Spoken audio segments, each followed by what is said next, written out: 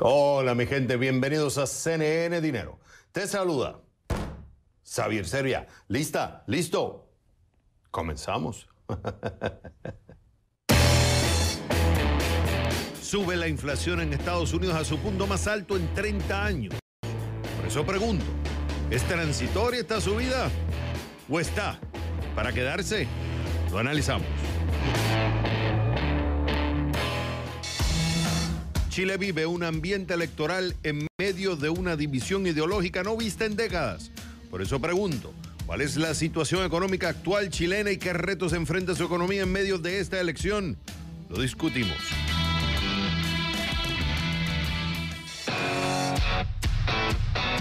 Venezuela se prepara para elecciones regionales y municipales en medio de una economía cada vez más dolarizada.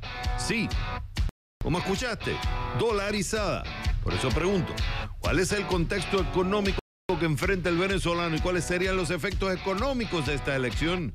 Lo averiguamos.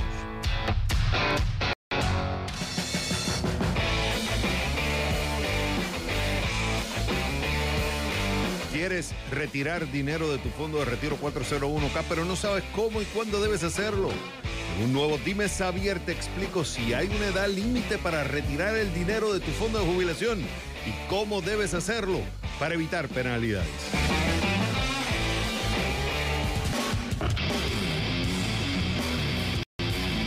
Desde la Ciudad del Sol, Miami, comienza el único programa que vive la economía. Este es CNN Dinero, que arranca en 3, en 2, en 1. ¡Vámonos!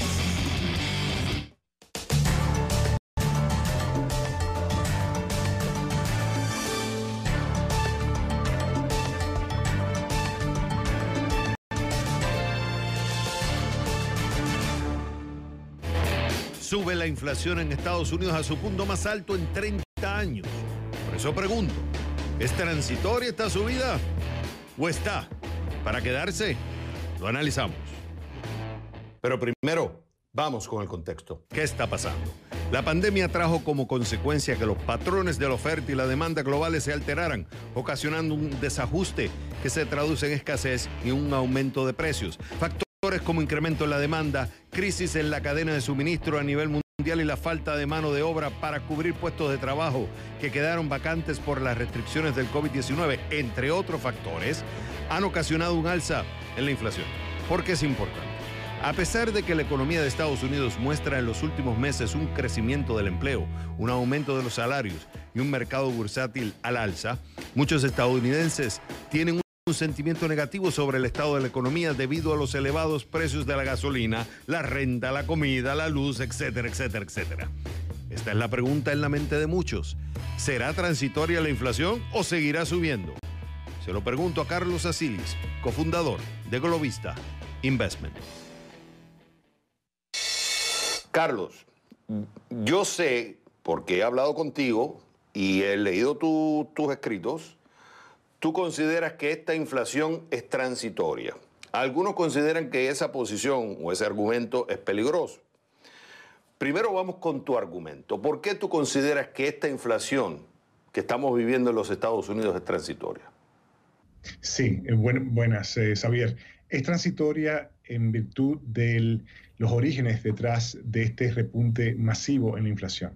Hemos visto un repunte en la inflación a tasa interanual, la máxima en casi 30 años. O sea que es una realidad que la inflación se ha disparado. Ahora, el origen detrás de ello tiene que ver absolutamente con la pandemia. Particularmente en los últimos meses, desde el principio de este año, hemos visto una recuperación tipo V y a la vez que en la demanda, el crecimiento en la demanda, recuperación en la demanda, consumo, inversión en Estados Unidos y otros países del mundo, pero la oferta se ha recuperado de una forma mucho más lenta, una curva de tipo U. Entonces, eso significa que ha habido una brecha enorme, existe aún una brecha enorme que yo entiendo que se va a sostener por unos cuantos trimestres más, hasta mediados del año próximo, entre la demanda, que está muy por delante de la oferta. Y como sabemos, los precios se definen en función de la oferta y la demanda. Si la demanda está muy por encima de la oferta, pues obviamente la inflación está extraordinariamente alta. Y este fenómeno, esta brecha, yo entiendo que se va a cerrar, y es por eso que este fenómeno de esta divergencia entre la demanda y la oferta, que es enormemente, exorbitantemente alta, es transitorio. O sea que tú lo que estás viendo es que esta subida, utilizaría la palabra artificial, no es natural en el sentido de que la demanda está aumentando de forma natural, la oferta ya no da más, o sea, la producción llega a un punto y por eso la inflación se va disparando de forma general, sino que esto es a consecuencia de una pandemia, es como si fuera un grifo, ¿viste? Estaba cerrada la llave, de momento la abres, lógico, esa primera presión del agua es como medir la inflación en ese momento, lógico que se te va a disparar. Pero una vez que el agua empieza a caer de normal, encuentra su cauce, entonces la inflación va a estabilizarse de nuevo, o sea, bajaría. Absolutamente. Lo sintetiza de una manera muy sumamente elocuente. Y de nuevo, como no tenemos precedente en la historia, es muy fácil para los comentaristas en diferentes medios alegar que esto es el inicio de un fenómeno sostenido en la inflación. Y nosotros no sostenemos esa visión, por el contrario. Ok. Ahora, en esa misma posición hay un contraargumento, hay otra cara de la moneda que dice, como no hay antecedentes, tenemos que ser mucho más juiciosos y humildes en decir que es transicional. Tú conoces a Mohamed El Arian, manejador de portafolio, Pisco, ahora es profesor, ha sido economista de grandes, grandes bancos, y él tiene una posición contraria. Él dice que la Fed, o sea, en otras palabras, la posición que él toma es crítica a la tuya. Tú tienes una posición similar a la de la Fed, donde dice esto es transitorio. Él dice que no, y que hay que ser más humilde, porque utilizando la misma símil, aunque tú abres el grifo, es verdad, hay una demanda mucho más rápida que la oferta, hay otras fuerzas. Por ejemplo, el exceso de liquidez en la economía que ha dado la Reserva, que todavía no para. Están las políticas fiscales, que tú las conoces muy bien. En febrero se aprobaron una serie de paquetes. Todo eso va creando un empuje hacia la demanda. Con los cuellos de botella, él considera que el problema es mucho más complicado como para llamarlo transicional y le pide a la Fed que empiece a subir la tasa de interés. ¿Qué le dirías tú a esa crítica? Bueno, con respecto a Mohamed, viejo ex colega del Fondo Monetario Internacional, obviamente difiero de su posición en cuanto a las condiciones de liquidez.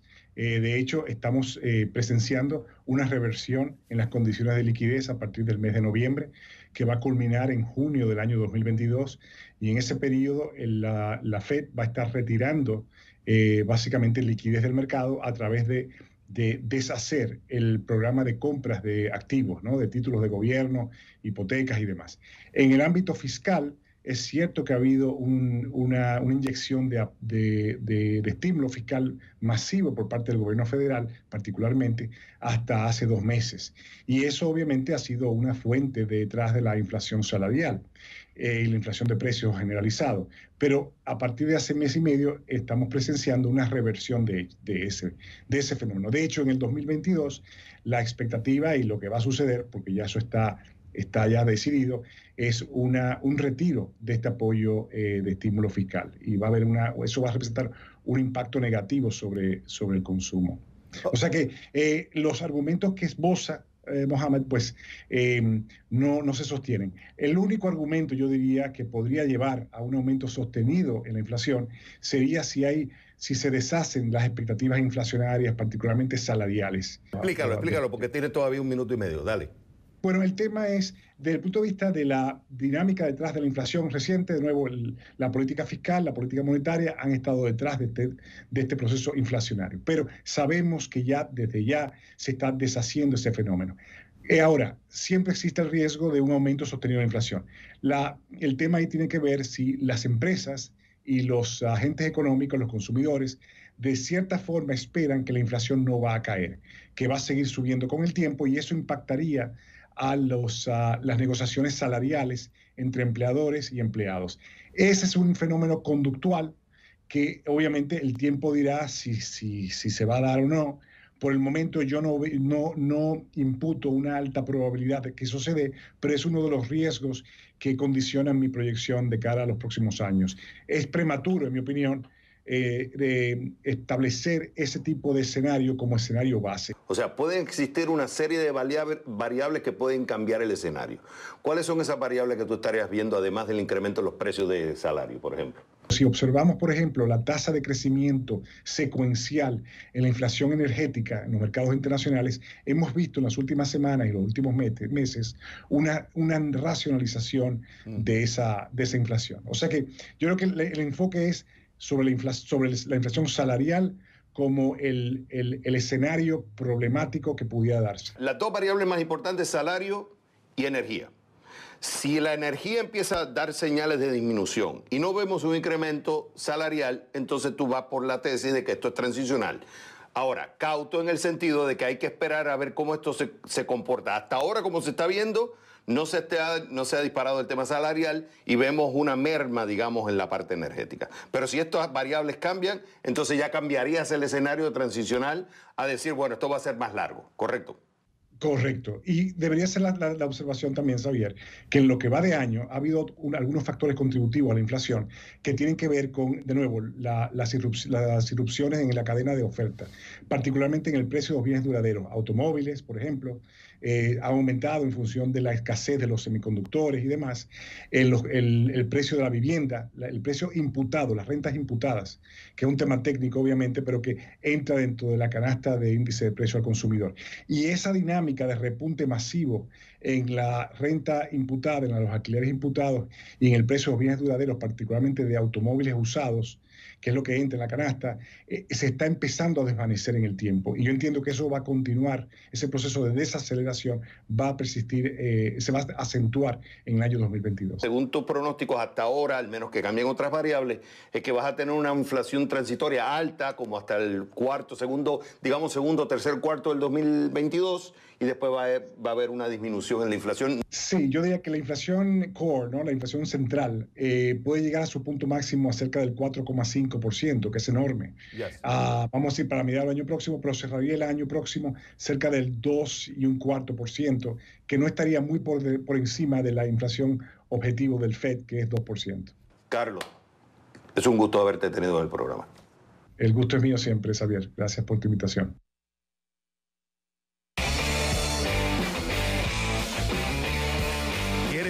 Retirar dinero de tu fondo de retiro 401k, pero no sabes cómo y cuándo debes hacerlo.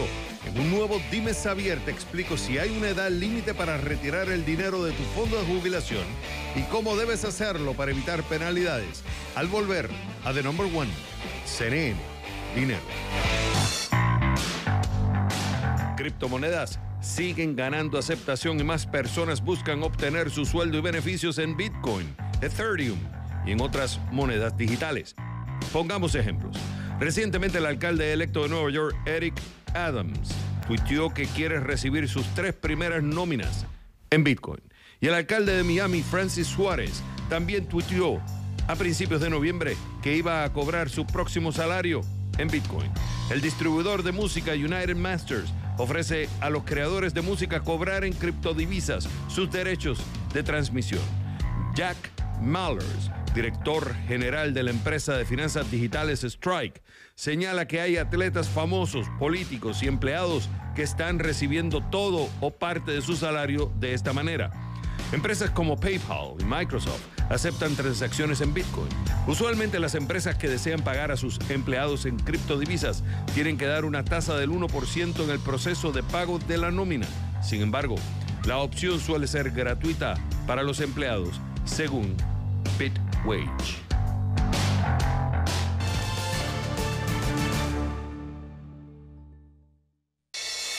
Te felicito, ya eres un jubilado. Thank you. ¿Y te le estás arreglando bien con lo que recibes del Seguro Social y lo que tienes en el 401k Plan? Bueno, lo del 401k Plan no lo he tocado porque eso se lo voy a dejar a mis hijos. ¿Y has hecho un plan para eso? Sí, lo puse de beneficiario y que ellos se encarguen de cobrar cuando me muera. Ay, Einstein. ¿Por qué te ríes?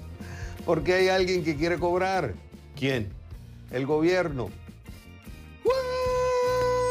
Me preguntan, Xavier, tengo $100,000 en mi fondo de retiro 401k en Estados Unidos y tengo 74 años.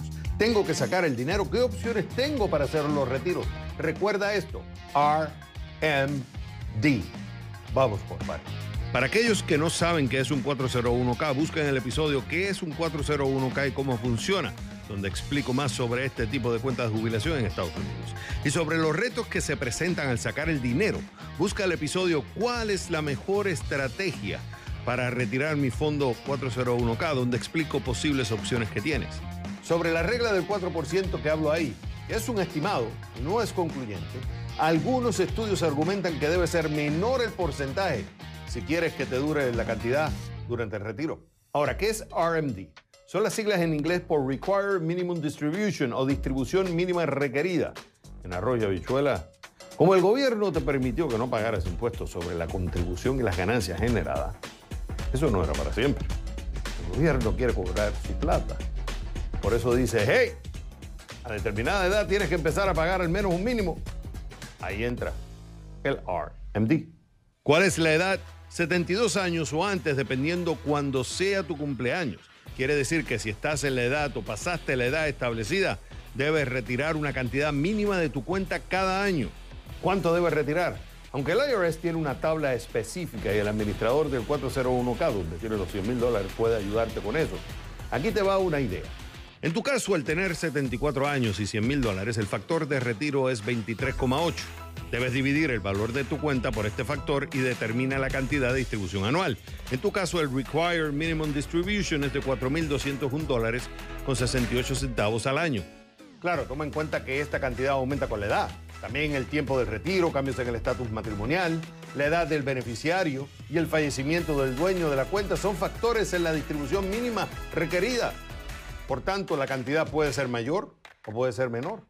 ¿Qué pasa si no retiras tu dinero una vez que llegaste a la edad que contempla el RMD? Es posible que debas pagar una multa al IRS de hasta el 50% de la parte del RMD que no retiraste. Por eso aquellos que pueden estar enfrentando o van a enfrentar una situación similar, vayan a la página del IRS que tiene una tabla comparativa explicando cómo se aplica a los planes de contribución definida como el 401k y las cuentas individuales de retiro conocidas como Traditional IRA por sus siglas en inglés. Y también habla con los administradores donde tienes el dinero para que te guíen y te den opciones aplicables a tu caso. Mi gente, si llegaste a la edad de jubilación y tienes la posibilidad de tener ahorros en tu 401k, ¡great! Hay mucha gente que no tiene. Ahora, el segundo paso es saber hacer el uso inteligente de ese dinero, porque errores innecesarios pueden costarnos mucho. Y eso no es nada bueno. ¿Me explico?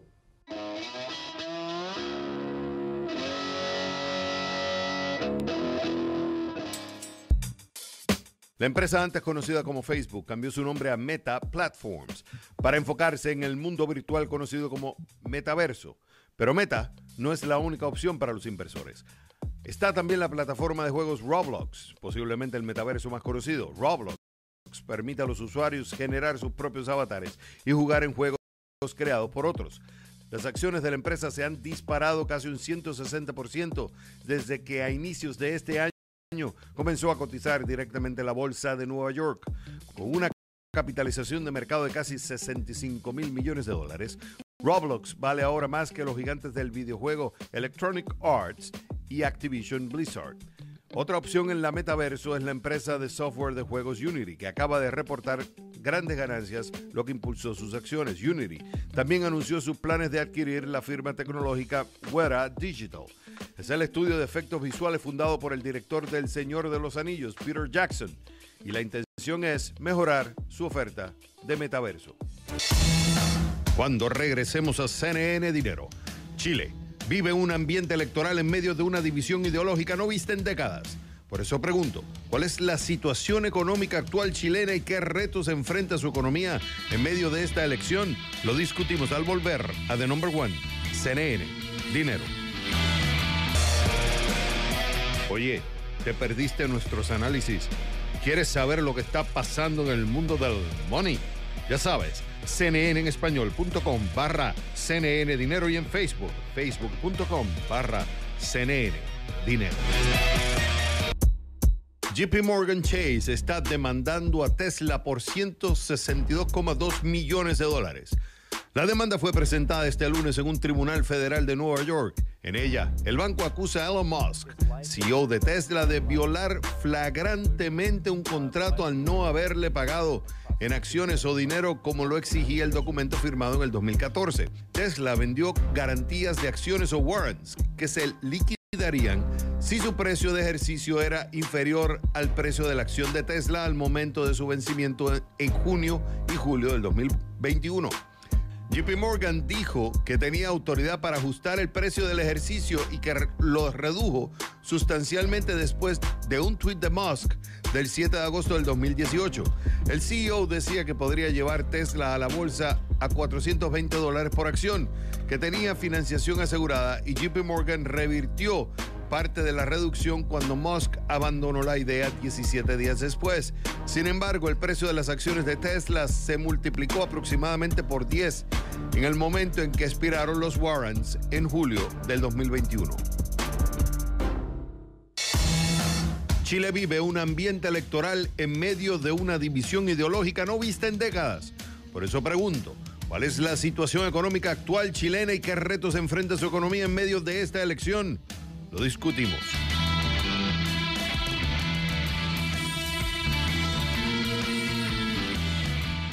Hay una elección presidencial, primera vuelta, pero también se están disputando 155 diputados y 27 de los 50 senadores. O sea, que es un cambio no tan solo en el poder ejecutivo, sino en el poder legislativo. Hay dos contendientes principales. Uno es la izquierda de Gabriel Boric, que sería lo que viene siendo Aprueba Dignidad, el Frente Aprueba Dignidad, y está a la derecha, digamos, de José Antonio Kast, que es el Partido Republicano. Entonces, lo primero que yo quisiera que nos explicaras, ¿cuál es el contexto económico actual que vive Chile y que vive el chileno al momento que va a ir a votar? Perfecto, Javier, muchísimas gracias por la invitación, antes que nada. Bueno, la economía chilena está creciendo muy fuerte este año, realmente se está recuperando. De hecho, el Producto Bruto Interno está por arriba del nivel de prepandemia, en alrededor de 8 a 10%. Es la economía que más se ha recuperado de Latinoamérica. Creo que es importante mencionar esto. Las razones, en gran parte, ajá, sí. ¿Cuáles son las causas? En gran parte estimulada por un paquete fiscal muy fuerte, combinado con los retiros de pensiones que están apuntalando el consumo realmente de manera muy acelerada.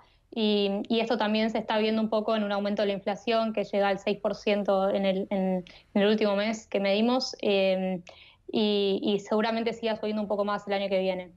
O sea, que entonces desde el punto de vista económico, el ciudadano, vamos a decir, en general, no está enfrentando una situación económica complicada como puede ser en el caso de Argentina u otros países. Bueno, definitivamente comparado con otros países de la región, Chile está mucho mejor. Obviamente el empleo todavía no ha recuperado del todo, está todavía un 8% abajo de lo que estaba antes de la pandemia. Pero sí lo que estamos viendo es que la economía está realmente muy dinámica, especialmente el consumo, apoyado por estos estímulos fiscales y los retiros de pensiones. Y de hecho hay otro retiro que todavía se está discutiendo en el Congreso. Y de por medio está esta nueva constitución, asumiendo que se apruebe, y entonces tienes a la vez una división ideológica como hablas tú. ¿Qué escenarios ustedes están barajando? La Constitución manda por sobre el Ejecutivo de alguna manera en el largo plazo. Obviamente, en el corto plazo, las políticas públicas las decide el Ejecutivo en cuanto al gasto, propone el presupuesto, etcétera. Pero a lo que voy es que la Asamblea Constituyente, digamos, va a determinar cierto lineamiento acerca de, por ejemplo, el sistema previsional, acerca de derechos a mayor educación, mayor gasto en salud, acceso a la salud, acceso a la educación, etcétera. Con lo cual, digamos, en ese sentido, me parece que al final, el año que viene, lo que vamos a ver es que la Asamblea Constituyente va a tomar un rol muy protagónico en la política chilena, y lo que hemos visto en la última presidencia, en esta presidencia de Piñera, es que el Congreso ha tomado muchas iniciativas que le fue difícil al Ejecutivo por la presión política resistir, ¿no? Como por ejemplo los retiros previsionales, o por ejemplo las propuestas de mayor asistencia social también, que fueron empujadas por la izquierda desde el Congreso. Creo que esta situación la vamos a seguir viendo. Eso sin analizar el contexto económico actual y a mediano plazo dentro de esta reforma constitucional. porque todo se está desarrollando basado en unos cambios que se quieren hacer, pero están los factores exógenos, como por ejemplo las políticas monetarias en los Estados Unidos, el tema de la inflación, el tema de China, o sea que hay factores también que van a influenciar económicamente a la situación económica chilena. Me quedan 30 segundos. Sí, sí, totalmente. Por ejemplo, lo que estamos viendo es que el Banco Central en este momento en Chile está acelerando el retiro de estímulo monetario, contraponiéndose al estímulo fiscal precisamente por el aumento de la inflación que generó en parte este estímulo fiscal y obviamente que también va a estar dictado por el precio del cobre, etcétera, ¿no? Y lo externo. Pilar Tavera, fue un gusto haberte tenido en el programa. No, un gusto es mío, muchísimas gracias. Sigue. El Lucid Air es el automóvil del año 2022. Así lo anunció la revista especializada Motor Trend. El Lucid Air es el primer modelo de la empresa emergente de vehículos eléctricos con sede en California. Y esta es la primera vez que un fabricante de automóviles gana el premio a Mejor Auto del Año con su primer vehículo. El jurado de Motor Trend alabó el Lucid Air por su extraordinaria autonomía, capacidades y su lujoso interior. También lo destacan por su eficiencia, ya que algunas versiones pueden recorrer hasta 837 kilómetros con una sola carga de batería. A pesar de su costo elevado, los jueces de Motor Trend pensaron que el Lucid Air representaba un gran valor. Probaron la versión Gran Turismo con un precio de partida de unos $140,000.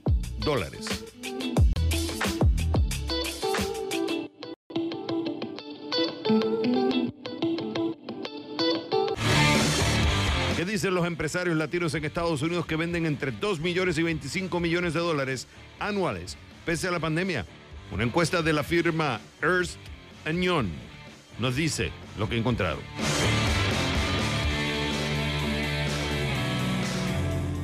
Danica, vamos a llevar esta conversación por parte para irla masticando, para que la gente nos pueda seguir.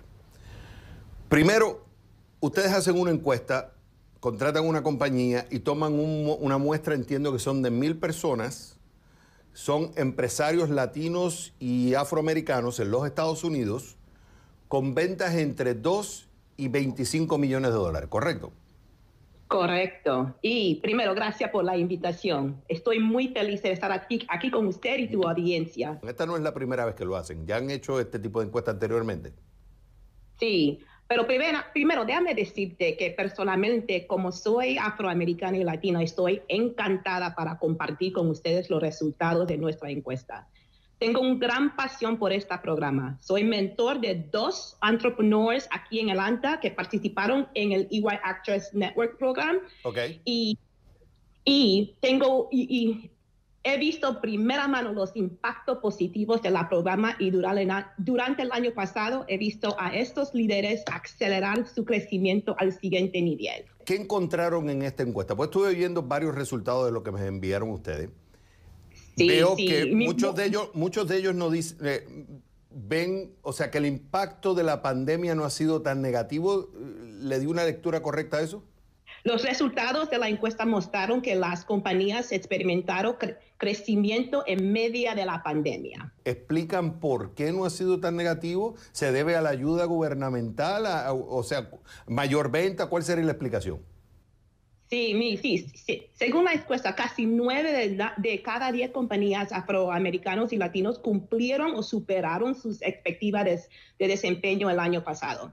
Sin embargo, a casi todos les preocupa que haya sido impulsado por un aumento de la atención a corto plazo. Todavía están luchando con barreras sociales y financieras sistemáticas y de larga data, incluido el acceso al capital necesario es más importante. ¿Se podría concluir, vamos a decir de forma preliminar, que la razón positiva de su resultado en parte viene por la ayuda financiera que le dio el gobierno? No, nada más el gobierno, también varias compañías que están asistiendo las compañías aquí también en los Estados Unidos. Mira, la data nos muestra que los negocios propiedad de minorías tienen menos oportunidades que los negocios propiedad de americanos de obtener el capital necesario. Okay. Además, Para los negocios que pueden recibir el capital necesario, el costo para obtener es más alto de las compañías de americanos. Esto es porque todavía en este año 2021 observamos que duda existe dentro de muchas instituciones bancas tradicionales. Para decirlo en otra manera, minorías es igual a riesgo. Si fuéramos a concluir y decir, ok, nosotros mandamos a hacer este tipo de encuesta con el objetivo de medir a aquellas minorías de dueños de negocios, latinos y afroamericanos.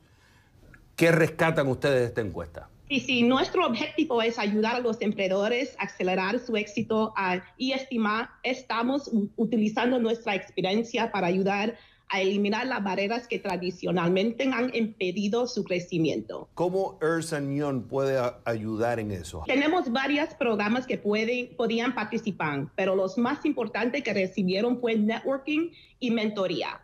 Nos dijeron que el tiempo con su asesor fue lo que más aprendieron y apreciaron.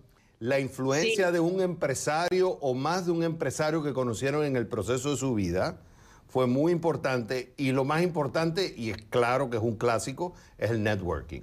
Es el estar relacionándote con otros en el mundo de los negocios, incluso en tu propio tipo de negocio, te ayuda a incrementar las probabilidades de conocimiento, mejorar tu negocio e incluso ayudarte a conseguir financiamiento. Correcto. Esa sería la conclusión. Sí. Y si quieren obtener más información, pueden visitar a www.eam para conseguir más información del programa. Perfecto. Danica, fue un gusto haberte tenido en el programa. Gracias. Cuando regresemos a CNN Dinero, Venezuela se prepara para elecciones regionales y municipales en medio de una economía cada vez más dolarizada. Sí, como escuchaste, dolarizada. Por eso pregunto, ¿cuál es el contexto económico que enfrenta el venezolano y cuáles serían los efectos económicos de esta elección? Lo averiguamos al volver a The Number One, CNN Dinero. ¿Tienes alguna pregunta de finanzas personales? ¿Tienes alguna duda sobre tus finanzas? Envíame un video, audio o escríbeme a dimesavier@cnn.com. Un aumento de la oferta mundial de petróleo crudo podría frenar el aumento de los precios de la gasolina. Así lo señala el informe de mercado más reciente de la Agencia Internacional de la Energía. Su reporte se da justo cuando los precios han alcanzado niveles récord. El suministro mundial de petróleo aumentó en 1,4 millones de barriles por día en octubre y Estados Unidos fue el responsable de la mitad de ese aumento. La agencia con sede en París dijo que esperaba un nuevo incremento de 1,5 millones de barriles diarios en noviembre y diciembre. En California, por ejemplo, el galón de gasolina, que equivale a unos 3,7 litros, alcanzó un récord de $4.68, según la Asociación Estadounidense de Automóvil. Venezuela se prepara para elecciones regionales y municipales en medio de una economía cada vez más dolarizada. Sí, como escuchaste, dolarizada. Por eso pregunto, ¿cuál es el contexto económico que enfrenta el venezolano y cuáles serían los efectos económicos de esta elección? Lo averiguamos. Pedro, ayúdame primero a entender este tema de la dolarización en Venezuela. Yo sé que no está oficialmente dolarizada, pero en la calle sí está dolarizada. ¿Qué está pasando? Mira, lo que está pasando es una dolarización transaccional, es decir, 2/3 de las transacciones al detalle en las zonas urbanas de Venezuela se hacen en dólares, lo cual es factible porque hay una remuneración en dólares cada vez más popularizada. Todos los servicios que tú contratas en Venezuela se tienen que remunerar en dólares y en buena medida parte de las remuneraciones a los empleados en las empresas también se hace en dólares y por lo tanto se ha popularizado, digamos, la realización de esas transacciones en dólares. ¿De dónde salen estos dólares? Bueno, mira, los venezolanos tenemos muchos dólares afuera. Podemos traer muchos de esos dólares a Venezuela.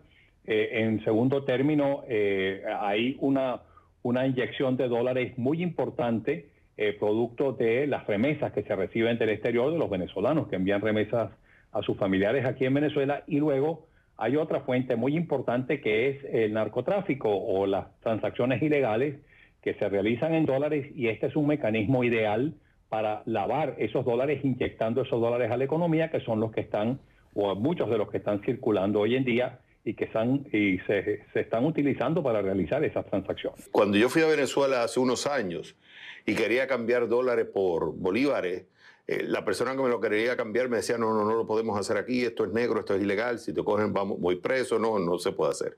Fíjate cómo los años han cambiado. Entonces, por un lado está bien, y fíjate que ya no se está hablando de la ilegalidad, ya se está hablando, o sea, políticamente el dólar no es ningún problema. O sea, que el discurso ha cambiado también, la realidad ha cambiado. Tienes que también la salida de un montón de venezolanos ha ayudado a la economía venezolana y ha ayudado al gobierno porque está recibiendo más plata también de dólares. O sea, los cambios han sido reales, 180 grados. Sin duda alguna que sí. Mira, en primer término, cuando tú venías en el 2007, 2008, existía un control de cambios muy estricto donde ese tipo de realizaciones era ilegal, tenías que vender los dólares al gobierno, etcétera, etcétera. Ese control de cambios se flexibilizó tremendamente en el año 2018, producto en primer término de las sanciones, después de la caída de los precios del petróleo, la reducción en los volúmenes de producción y de exportación de petróleo, producto de la destrucción de que fue objeto la industria petrolera en Venezuela, y eso hizo que el gobierno se quedara sin dólares y que por lo tanto se viene en la obligación de transferirle al sector privado la realización de una serie de transacciones y de flexibilizar los controles para permitirle a ese sector privado importar y generar un abastecimiento, aunque fuese crítico, del mercado interno, porque se había destruido el aparato productivo local en Venezuela. Entonces, todas estas circunstancias hicieron que los cambios se dieran y que evolucionáramos hacia esa dolarización transaccional de la economía. O sea, que dentro de todo en el gobierno, aunque hay un discurso político diferente, han sido más pragmáticos en la parte económica por una necesidad de sobrevivir. Esa necesidad, al quedarse ellos sin dinero, al no disponer ya de los recursos con que entonces traducirse en el que daba los dólares, en el que controlaba los dólares en el país y el que por lo tanto imponía todas las condiciones, pues lo llevaron indiscutiblemente a esa necesidad de evolución. ¿Cómo ves este tema electoral? Yo sé que es medio término, muchos poderes son municipales y gobernaturas. ¿Cómo ves el tema político y el efecto que pueda tener en estas circunstancias actuales que está viviendo la economía venezolana? Bueno, mira, la elección es una elección que está lejos de ser una elección pura, una elección libre, una elección clara. Es una elección intervenida todavía por el gobierno con muchas limitaciones de participación a personas privadas del sector opositor, mejor dicho, del gobierno, y todo esto introduce ruido en el sistema. Sin embargo, mira, el hecho de que esté la Unión Europea viendo de que esté el Centro Carter también atrás de la veeduría de la elección, y todas esas circunstancias pudiera darle al gobierno cierto elemento de legalidad o de aceptabilidad internacional, y eso es algo muy importante para el gobierno. O sea, que estos cambios económicos o estas decisiones pragmáticas económicas de alguna forma ha beneficiado al gobierno, y además hay un contexto económico externo, por ejemplo, la subida del precio del petróleo. No sé si eso también ha tenido un efecto positivo a una economía como productora de petróleo como Venezuela. Mira, sin duda sí que la ha tenido, pero relativamente o en poca medida. Entre otras razones porque los volúmenes de producción y los volúmenes de exportación han disminuido enormemente. Eso se ha debido no solamente a las sanciones de los Estados Unidos, que cerró el principal mercado del petróleo venezolano, sino también y fundamentalmente, yo diría que más importante que todo, a la destrucción de que fue objeto el sector petrolero venezolano. Este gobierno y el gobierno de Chávez se dedicó a destruir a PDVSA y a la industria petrolera venezolana, y eso lo estamos pagando ahora. Pedro Palma, como siempre es un gusto tenerte en el programa. Igualmente. Un grupo de criptoinversores estuvo cerca de comprar una copia de la Constitución de Estados Unidos. Bajo el nombre de Constitution DAO, afirman que recaudaron $40 millones para hacerlo. Con eso pretendían obtener uno de los 13 ejemplares que quedan de la primera edición de la Constitución, subastado por Sotheby's este jueves. Su oferta se quedó un poco corta, ya que el artículo se vendió por $43,2 millones en total, incluyendo honorarios y primas. Constitution DAO señaló que el esfuerzo hizo historia al ser la mayor microfinanciación colectiva para un objeto físico hasta ahora. Los criptoinversores contribuyeron en gran medida con Ethereum, la segunda criptomoneda más valiosa del mundo, para pagar parte de su oferta. El grupo anunció que las cantidades serán reembolsadas. Bueno, mi gente, hemos llegado al final de otro episodio más de CNN Dinero. Ya ustedes saben, esto es CNN Dinero, donde la prosperidad está a su alcance.